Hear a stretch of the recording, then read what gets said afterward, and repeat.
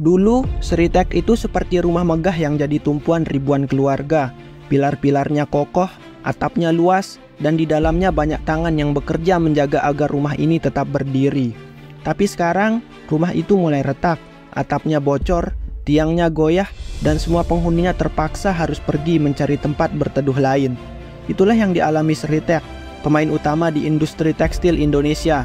Raksasa tekstil asal Sukoharjo ini resmi tumbang, pailit, dan harus tutup permanen mulai 1 Maret 2025. Lu bayangin, perusahaan yang dulu jadi andalan ekspor, yang mesinnya nggak pernah berhenti berputar, sekarang cuma tinggal sejarah. Utang mereka fantastis, 29,8 triliun. Ini bukan sekadar angka di atas kertas, tapi bom waktu yang akhirnya meledak. Flashback ke belakang, Sritek ini bukan pemain kemarin sore. Mereka pernah jaya, jadi pemasok seragam militer ke berbagai negara, dan bahkan bertahan saat pandemi menghantam industri manufaktur. Tapi masalah keuangan mereka udah mulai kelihatan sejak 2020. Tahun itu aja, utang mereka udah tembus 17,1 triliun. Harusnya jadi alarm bahaya, tapi entah kenapa manajemen masih percaya diri bisa jalan terus. Presiden Prabowo sempat coba turun tangan, kasih instruksi buat nyelamatin perusahaan ini. Tapi nasi udah jadi bubur, restrukturisasi utang gagal, janji bayar ke kreditur nggak ditepati, dan akhirnya gugatan pailit pun datang bertubi-tubi. Persaingan makin berat, produk tekstil Cina yang dijual murah tanpa bea masuk bikin harga Sritek nggak kompetitif. Belum lagi perang Rusia-Ukraina dan ketegangan Israel-Palestina yang bikin permintaan pasar Eropa dan Amerika jadi turun drastis.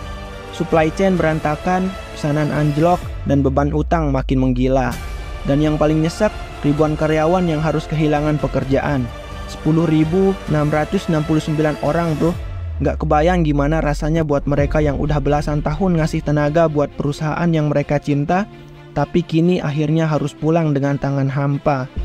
Pada akhirnya, Sritek yang dulunya menjadi rumah bagi ribuan pekerja dan ikon industri tekstil Indonesia, kini runtuh diterpa badai kebijakan yang tak berpihak.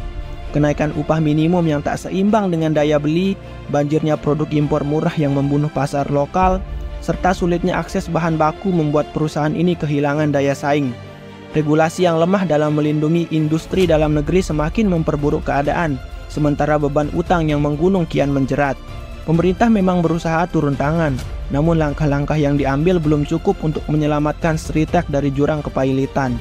Kini, Sritek resmi tutup, dan industri tekstil Indonesia kehilangan salah satu pilar utamanya. Kisah mereka jadi bukti, sebesar apapun nama perusahaan, kalau manajemen nggak waspada, pemerintah juga nggak bijak dalam ngebuat regulasi, siap-siap aja kalau persaingan global saat ini bisa ngegulung bisnis dalam sekejap. Game over bro, Sritek yang dulunya raksasa, kini tinggal sejarah.